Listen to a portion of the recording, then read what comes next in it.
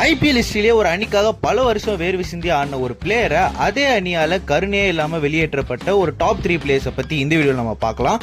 இது இந்த சீரிஸோட பார்ட் 2. அந்த விதத்துல 3வது இடத்துல இருக்கிற பிளேயர் யாருன்னு பாத்தீங்கன்னா முகமது சிராஜ். 2018ஆம் ஆண்டு ஆர்சிபிக்காக தேர்வான சிராஜ் இதுவரைக்கும் ஆர்சிபிக்காக ஏறக்குறைய 65 போட்டிகள் ஆடி அதுலயும் 50க்கும் மேற்பட்ட விக்கெட்டுகளை எடுத்து ஆர்சிபி ஃபாஸ்ட் போலிங் லைனப்பே பல ஆண்டுகளா தனியால தூக்கி நிறுத்தினாரு. அதுலயும் குறிப்பா 2023ஆம் ஆண்டு ஐபிஎல் சீசன்ல மட்டும் 19 விக்கெட்டுகளை எடுத்து one of the top wicket டேக்கரா அந்த ஐபிஎல் சீசன்ல அவர் இருந்தாரு. ஆனா அப்படிப்பட்ட சிராஜை 2025ஆம் ஆண்டு நடந்த ஐபிஎல் மெகா ஆக்ஷனுக்கு ரீடைன் பண்ணாம ஆர்சிபி அவரை ரிலீஸ் பண்ணிட்டாங்க. இன்னைக்கு வரைக்கும் ஆர்சிபியோட ஹிஸ்டரியிலேயே ஒன் ஆஃப் த பெஸ்ட் பவுலரா சிராஜ் இருக்காருன்னு தான் சொல்லணும்.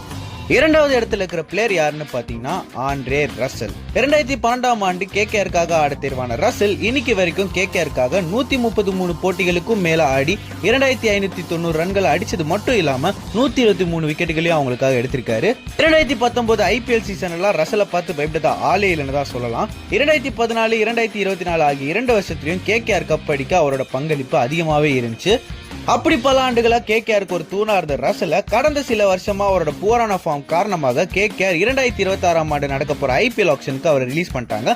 பல டீம்ஸோட கண்ணு ரசல் மேல இருக்கும், கண்டிப்பா சிஎஸ்கேவோட கண்ணும் இருக்கும்னு சொல்லிட்டு நம்ம எல்லாமே எதிர்பார்க்கலாம். முதலாவது இருக்கிற பிளேயர் யாருன்னு பார்க்கறதுக்கு முன்னாடி நான் இப்போ சேனல் புதுசாக ஸ்டார்ட் பண்ணிருக்கேன். என்னோட வீடியோஸோ கான்டென்ட்ஸோ உங்களுக்கு ரொம்பவே பிடிச்சிருந்துச்சு, உங்களுக்கு யூஸ்ஃபுல்லா இருந்துச்சுன்னா என் சேனலுக்கு சப்ஸ்கிரைப் பண்ணி எனக்கு சப்போர்ட் பண்ணுங்க.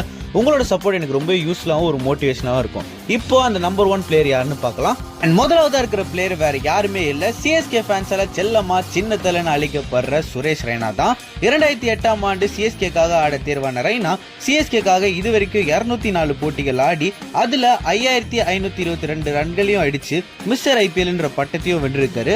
கிங்ஸ் 11 பஞ்சாபோட குவாலிஃபயர்ஸ்ல அடிச்ச அந்த அடியெல்லாம் யாரால தான் மறக்க முடியும். சிஎஸ்கே வென்ற பல ஐபிஎல் டிராஃபிஸ்க்கு முக்கியமான காரணம் பங்களிப்பு கொடுத்தது எல்லாமே சுரேஷ் ரெய்னா தான் சொல்லலாம். முக்கியமா 2010ஆம் ஆண்டு நடந்த ஐபிஎல் ஃபைனல்ஸ். ஆனா அப்படிப்பட்ட சுரேஷ் ரெய்னாவை 2021ஆம் ஆண்டு நடந்த ஐபிஎல் சீசன்ல அவரோட புவரான ஃபார்ம் காரணமாக சிஎஸ்கே அடுத்த வருஷமே அவர் ரிலீஸ் பண்ணிட்டாங்க.